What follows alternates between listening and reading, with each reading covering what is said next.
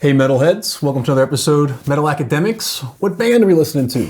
We're listening to Bloodbound. Bloodbound. Do you know them? Never heard of them. Never heard of them. I actually first started to listen to them maybe 5 years ago, which is quite late because the band is formed already in 2004. So, not so long ago, and it was at the peak of the Game of Thrones madness. I confess, maybe I'm going to be criticized, but not a huge fan of the movies or the movie series, in the sense that I have not watched. I haven't followed. I have seen some episodes. You actually showed me some cool battle scenes, if I remember correctly, with some really mighty dragons. Mm-hmm. And I think the mighty dragons are also the inspiration of a lot of the songs that feature in the discography of Bloodbound. But before that, they were active and produced some excellent work even before the Game of Thrones, so to say, inspirational source.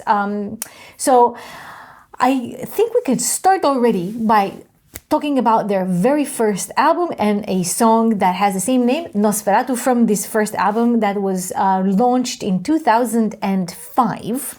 And I think I'm not going to say so much about the band yet, but we're going to listen to the song and watch a fan video, which I think is really very nicely done with the music from Nosferatu. All right. I'm curious.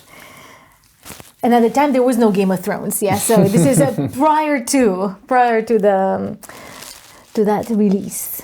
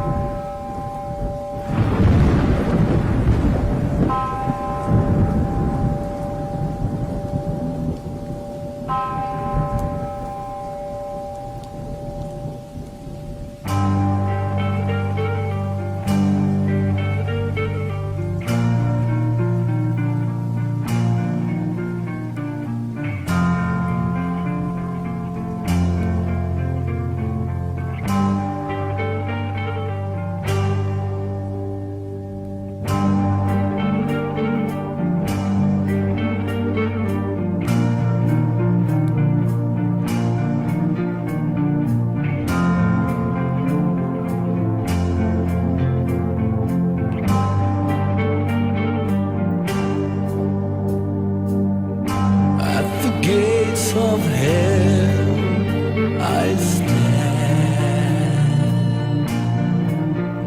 alone, waiting for the call. Now my time has come to pay the price. I've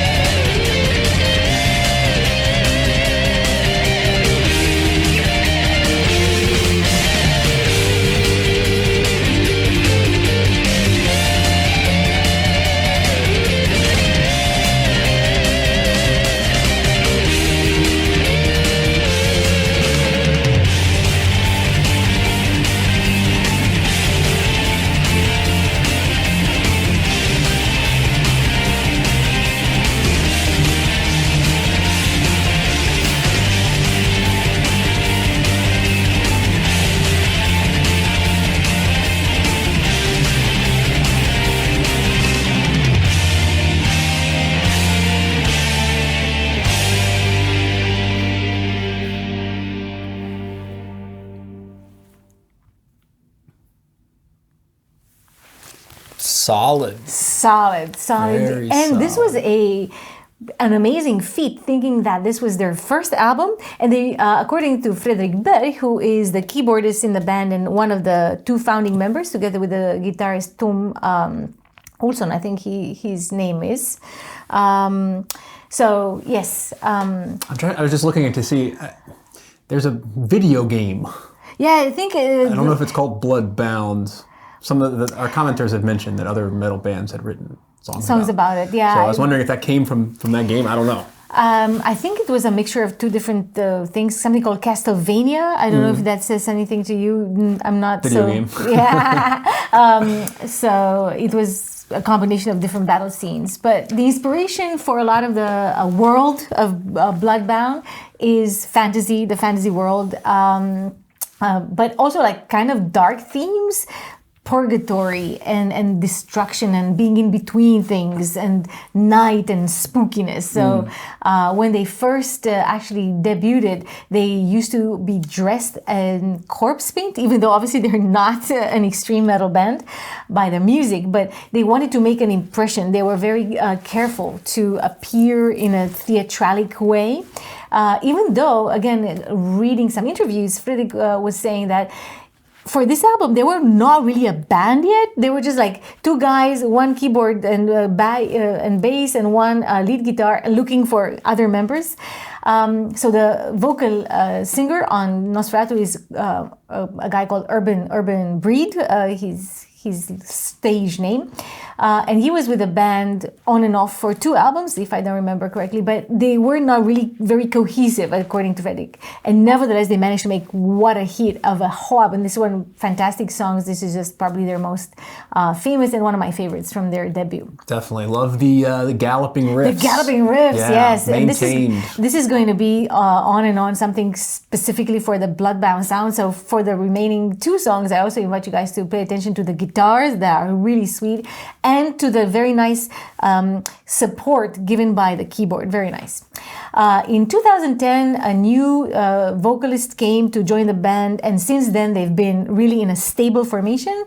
The new vocalist is called Patrick Seleby, and he is really great. He has a great stage presence, and maybe you guys have recognized him from previous videos of the band, because he is bald and has 2 little horns sticking out.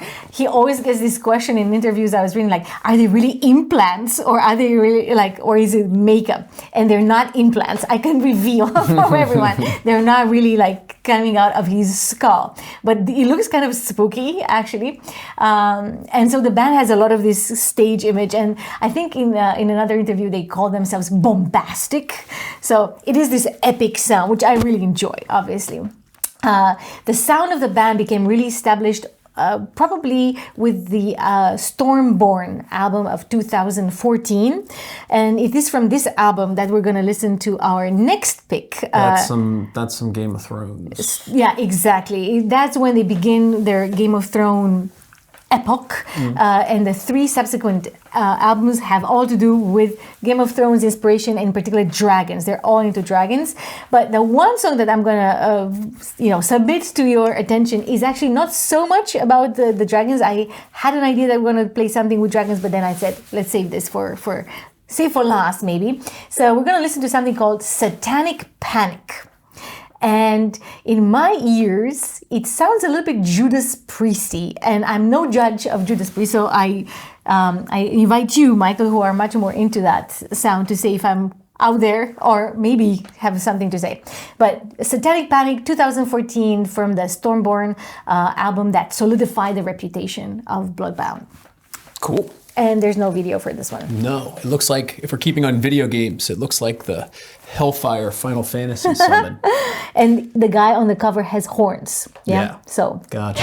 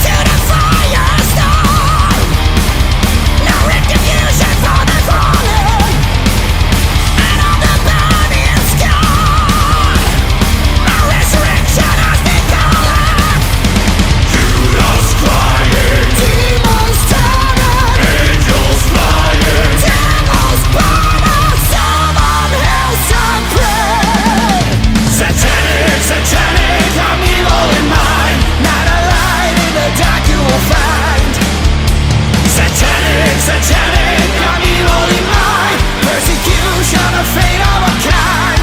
Satanic panic. Satanic panic. I am the pain you cry. My dying soul is my deceiver. I like the beast in blood. My sacrifice is my believer.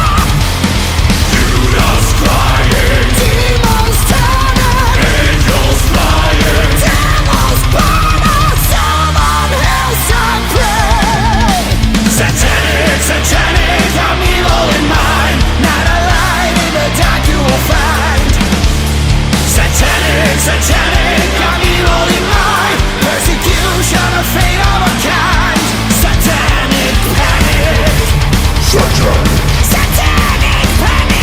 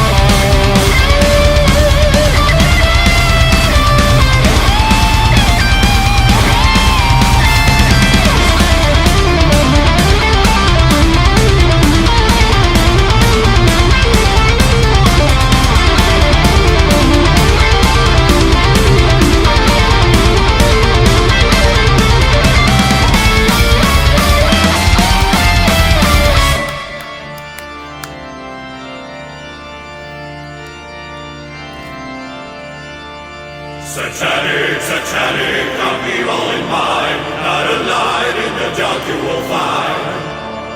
Satanic, satanic, I'm evil in mind. Persecution, the fate of a kind. Satanic, satanic, I'm evil in mind. Not a light in the dark you will find.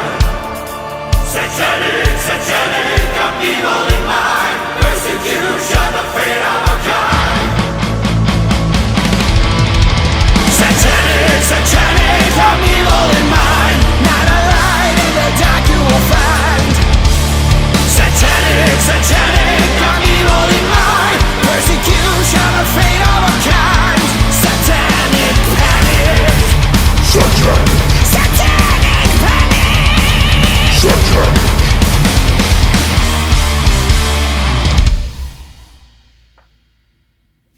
Ooh, heavy. Oh, did you like Heavy, it? yeah. Definitely Priest.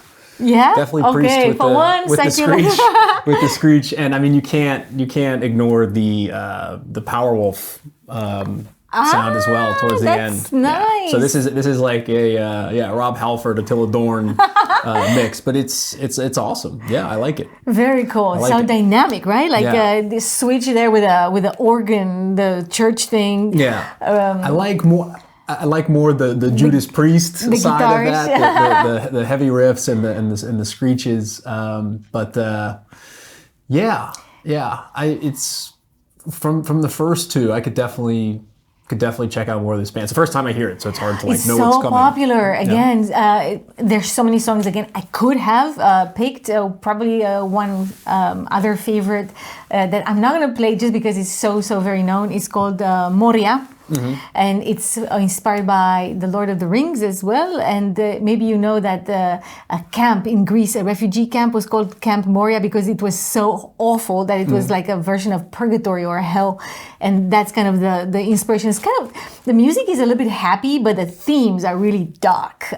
So I think it's kind of an interesting contrast. And I really like the compositions. I like the switches. I like the change of pace. Obviously, all the instruments are fantastic. And it partly due to the way they compose the band, the music for the band. I was digging into this, and they work very much as a team. There is no like huge ego that dominates. Somebody has a song idea, they write it down, they share with the others, and they get inspired from one another. Say, oh, this is how the guitar should sound, or this is how the voice should sound, or the lyrics should be about this, that, or the other. So they are very cohesive as a band. They work together very much. When they travel, they tour together. They also are very much putting together really cool full shows. I haven't seen maybe my Wikifoo or my YouTube foo, as somebody was commenting in the comments once for another video, weren't on top, but I couldn't find really excellent live performances, but I have seen some where the sound was approximately okay, and they were really awesome. They really give it all. Yeah, it's interesting. One of the bands that will be featuring quite soon after this one is the exact opposite. I'm thinking about this collaboration angle, where it seems, and this is something that could be tested scientifically, is that it seems that collaboration from different members of the band generally is a good predictor for success of the band, because there's a lot of really, really good bands, but if they're sort of controlled by one composer, they can produce excellent music, but it may hurt the success of the band down the line. That's just some interesting observation I had where it seems that collaboration really is the key to success, I would say. I think it's actually pretty cool to see Frédéric Beck, the one who, again, one of the keyboard player and one of the starters of the band, also is a very in-demand composer for other bands. In particular, maybe of relevance to our channel, Annette Olsson, who used to be a singer for Nightwish back in the early days. She appealed to him for several songs. So he is very much into composing music for others, and then he pays attention to their style. But when they do Bloodbound, I was just, reading an interview, and they were saying some songs I write won't fit in with Bloodbound. I have a lot of songs piled up high, but some of them like really feel like this is a Bloodbound song, and then they submit it to each other and they work on it together. And Patrick also says, I don't feel like I'm boxed in. He writes a lot of the lyrics as well. So he can be creative and improvise. But the theme that resonated a lot with the fans was these dragons. I think we're going to end up with one of these really epic, bombastic, major anthem type of songs that is also one signature of the band. And the name of the song is Battle in the Sky. As the name says, is really big. We're going to watch an official video. There's also some excellent Game of Thrones inspired fan videos, but there are a lot of copyright restrictions and stuff. So we're gonna go with the official video, and that, just double checking, it is from the 2017 album called War of Dragons, unsurprisingly, and with a major dragon on the cover. Cool. So, I love bombastic. Oh, I think this is going to cut the definition to size, right? Battle in the Sky with an official video. In the valley of the holy, in the dragon's territory, for the kingdom and the glory, setting fire, battle in the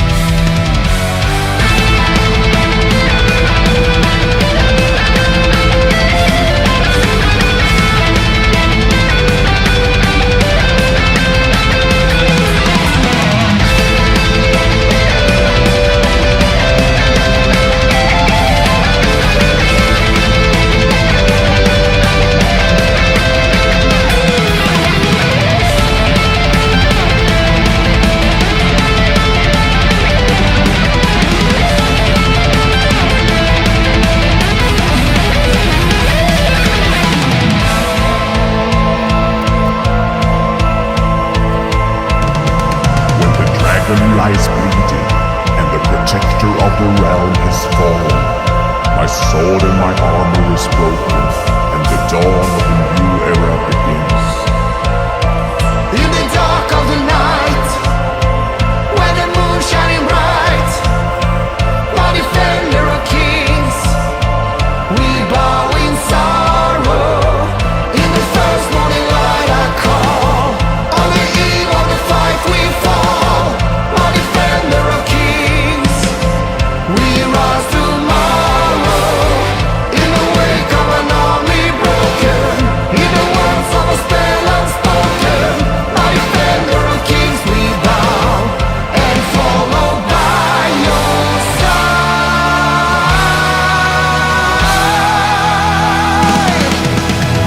In the valley of the holy, in the valley of the holy, setting fire battle in the sky. In the valley of the holy, in the dragon's territory, for the kingdom and the glory, setting fire battle in the sky.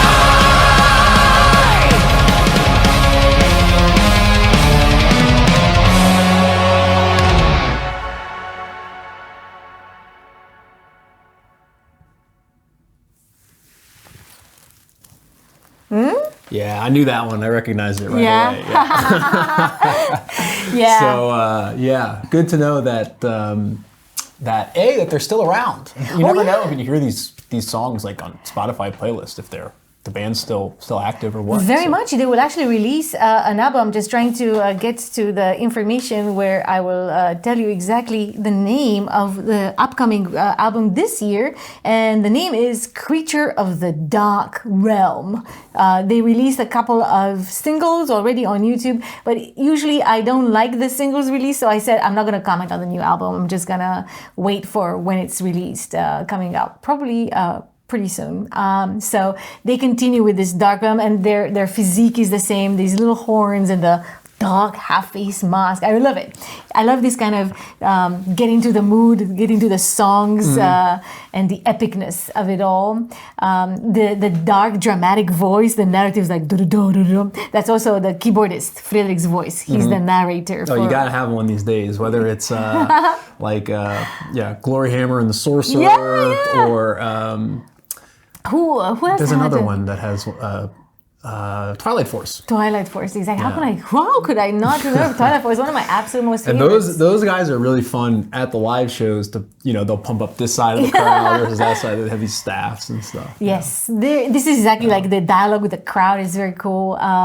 From what I've seen from the bootleg recordings of Bloodbound, so it's very, very cool. And Yeah, especially the last song with that kind of epicness. Yeah, do-do-do-do. Dragony has a couple songs like that. So of course Yeah. there's dragons in both, so that would be a nice partnership for a tour.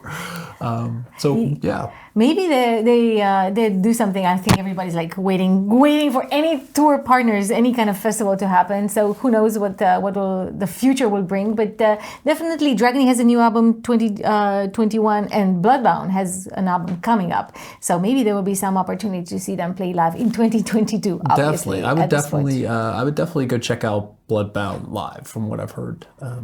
So it's Just now. pretty cool band. I know there are many other songs I could have picked. I spent a lot of time trying to figure out 3 songs. How can I only pick 3 songs? But I wanted to get a diversity also from their old to their newer styles. Slayer of Kings was another one, just almost about to make the cut, but then eventually dropped it in favor of Satanic Panic. So let us know in the comments which one is your favorite Bloodbound song, and if they are as good as they say when they play live, if you've seen at any of their concerts. Absolutely. I wonder if your picks would have been different had you seen Game of Thrones. Because Kingslayer is a big. Yeah, you see, I'm ignorant of all the cross references. Slayer of Kings, yes. So probably there's much more room for exploration for any Game of Thrones fans out there. So go ahead and check it out. It's all about fantasy and battles and dragons and so on. So love it. It's made to please us, this kind of epicness. But yeah, if you have any other band suggestions, let us know in the comments as well. These guys are happening to be again from Sweden, but we want to be so Swedish focused. So we are definitely into other territories, not necessarily dragon territories, but just other parts of the world. So let us know if you have some favorites from outside Sweden. We're into that as well. Absolutely. But in the meantime, may your sword stay sharp and your quests end in glory.